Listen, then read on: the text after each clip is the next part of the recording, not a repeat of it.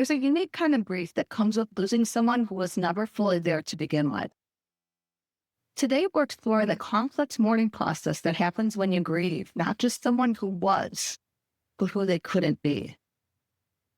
Grief and loss in families affected by mental illness is unlike any other mourning process. You're not just grieving death, you're grieving the absence of connection, the missed conversations, the emotional support that never came, and the mother-daughter relationship that existed more in hope than reality. When my mother was still alive but lost to her illness, I experienced what therapists call ambiguous loss, mourning someone who is physically present but emotionally absent. It's a grief that has no clear beginning or end, no rituals or recognition, no casseroles from well-meaning neighbors. Society teaches us how to grieve death, but no one prepares you for grieving the living. In relationships affected by mental illness, grief comes in layers that most people never consider. Grieving the childhood that you didn't have, the security, emotional attunement, and unconditional presence that forms the foundation of healthy development. Grieving the mother behind the illness, those glimpses of who she might have been in moments of clarity, the woman in old photographs who looked vibrant and alive. Grieving your own lost identity, the parts of yourself that were shaped entirely by adaptation to her condition rather than natural development.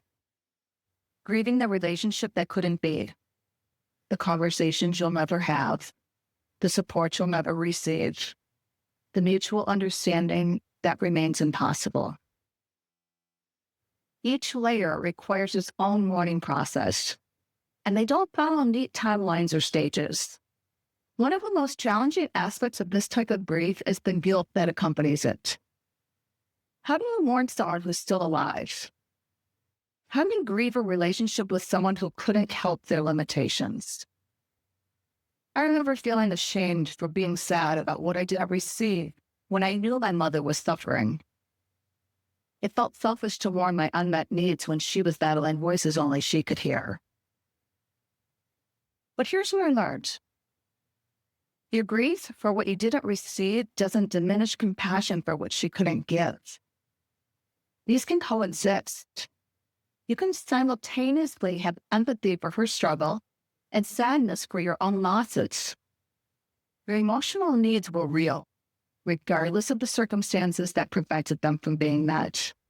As my mother's caregiver, I experienced anticipatory grief, mourning her decline while she was alive, grieving each cognitive loss, each moment of confusion, each step away from the person she had been.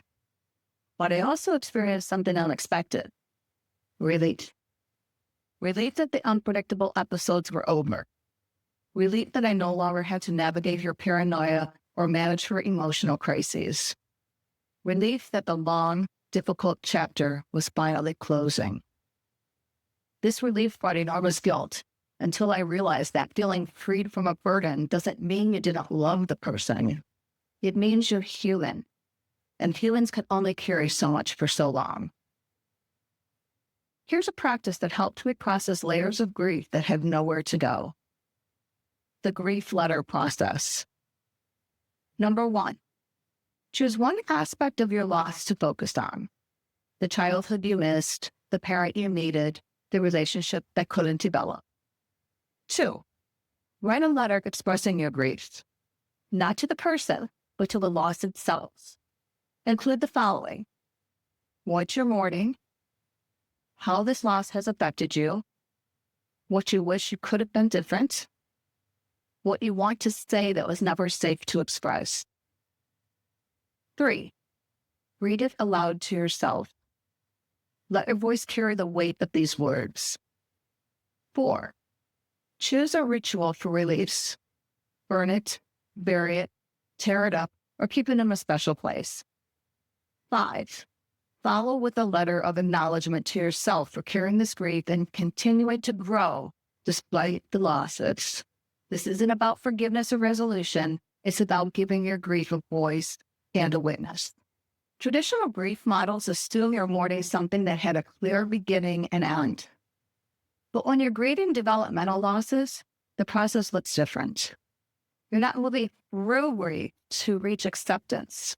You're learning to carry these losses while still building a meaningful life. This is what I call grieving forward. Allowing the sadness about what you didn't receive to coexist with excitement about what you're creating now. The grief doesn't disappear, but it stops consuming all available emotional space. Fully experiencing this complex grief, rather than rushing past it, offers unexpected gifts.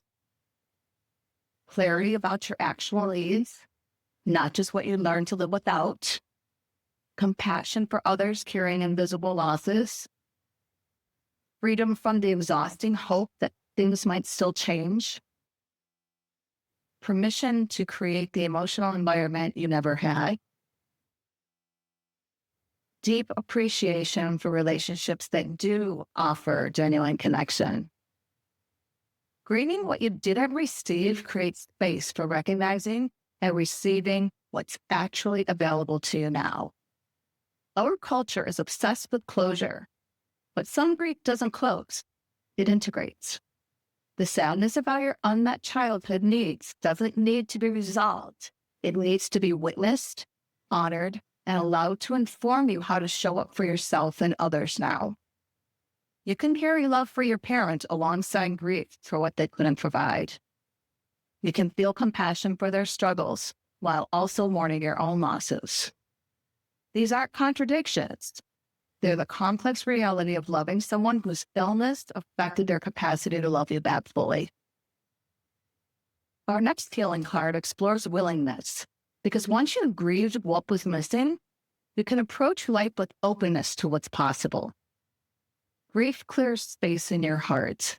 Willingness fills it with new potential. Remember, you're allowed to grieve what you never had. That grief is evidence of your capacity to recognize love and connection. And that recognition is what will guide you toward healthy relationships now. Next week, we'll explore willingness and how to open your heart to new possibilities after loss. Until then, take good care.